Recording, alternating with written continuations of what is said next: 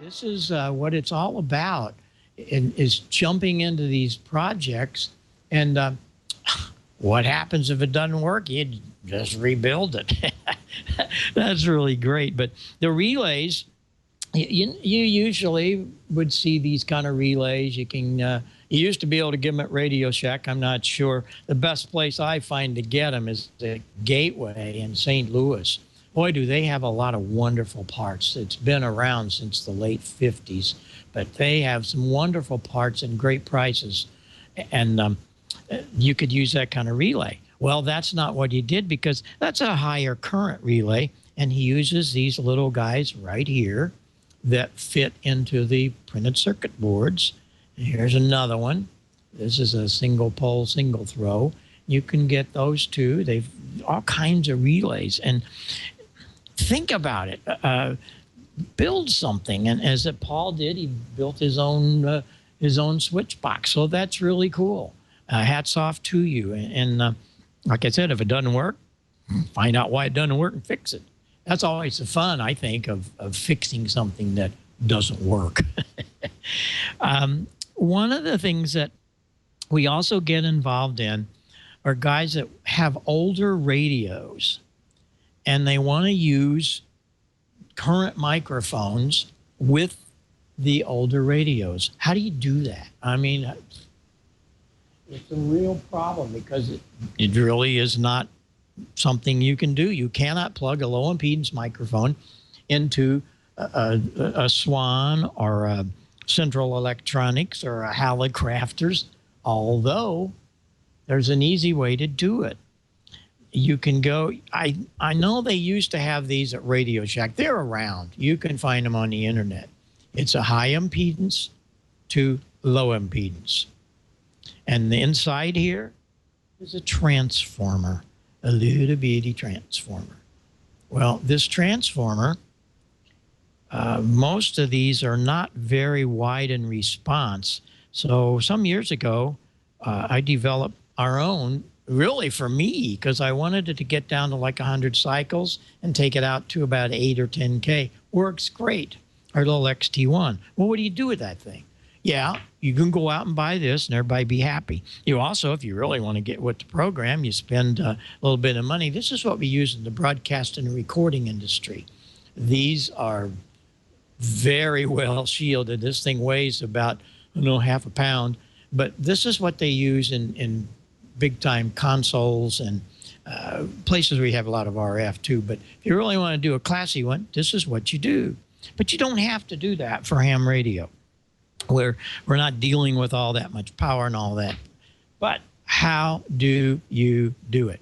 And here's a nice little diagram. We'll go over here and take a look at it. This diagram shows you how to build your own little impedance matching box. Get you a little box. Gateway's got all kinds of these boxes, by the way. Get you a little box. Get you a drill. Put your connectors. Now, you can have different kind of connectors. This shows a four input. If you use a microphone, it's ground, microphone, and push to talk. So you got 1, 2, 3, 4, shield, microphone, 3 and 4 is push to talk, and that carries that through. You could use just a regular phone jack as showing up in the right-hand corner where we have XLRs. That's always another situation. How do you do this? Well, the way this drawing is showing you, you have the first one, that is the low in and the high out. That's an impedance switcher. So you can have your low impedance microphone into a high impedance input, such as the old Swans, Hallicrafters, just a number of those great old transmitters, and get into some of that. It's so much fun. But you need that impedance matching box, and that's the way you can do that. For others, they say, oh, what do I do? I've got a 3-pin XLR, low impedance, balanced microphone, and I want to plug this into my transmitter. How do I do that? Here's a real easy way to do that. You can plug the pins 2 and 3 into the connector, whatever connector you use. Pin 1 is the shield.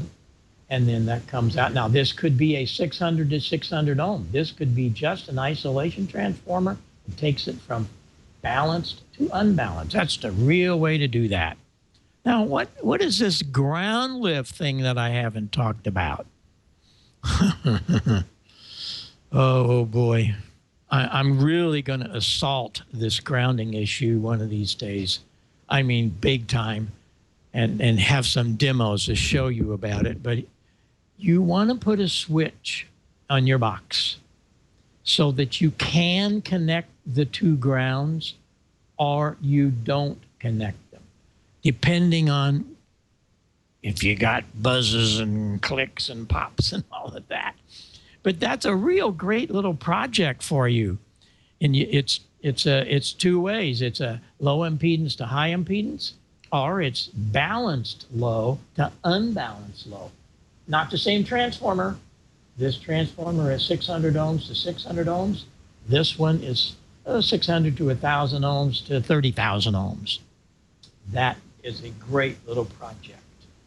And it's easy to do. It really is. And if you have never built anything like this, do it. Call Gateway, get you a little box, and make that box work. And it's going to be yours. It's going to be yours. And I had another situation. I'm going to go through this really quickly, where a guy got on the air, hadn't been on the air because nobody told him how. And he's learned a lot. But the biggest deal he had to deal with was the antenna. And here is the first thing you want to do. Do not, if this is the first time you're on the air, do not plan to work every darn frequency in the world. I think that's probably the biggest mistake we all make, is we want to work it all. No, no, no. I say get on 40 meters. It's open all day long, all night long, and the antenna is real easy to build. But okay, so what do? You want to get on 40 meters. Well, you figure out where you want to be. What you have to look at is 7.125 to 7,300. That is the phone band for, what is it, generals? This is CW. No, that also is advanced and extra. So what you want to look at is right here, 7.175 to 7,300. And you also do not ever want to operate above 7285 to 90. That's all reserved for AM. Just as that frequency is set up for slow scan television. But cut your antenna for that. Well, how do you do that? I mean, we talk about it all the time. It is too simple. There it is. There it is, right there. There's a simple, and I'm not much of a mathematician. I hate all this math stuff. But there it is. It's really simple. 468 divided by 7.190. And the reason I did that, that's kind of in the middle of the band. And it happened to come out at 65 feet. 65 feet and 65 feet. You could use a piece of speaker wire. You could use number 12 gauge if you wanted.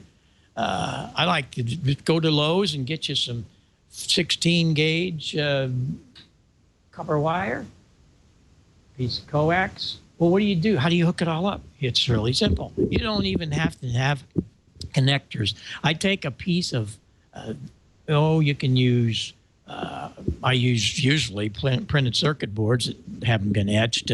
You can use plexiglass, anything like that. Drill 6 holes and just lace it through there for the feed line. Lace this through here.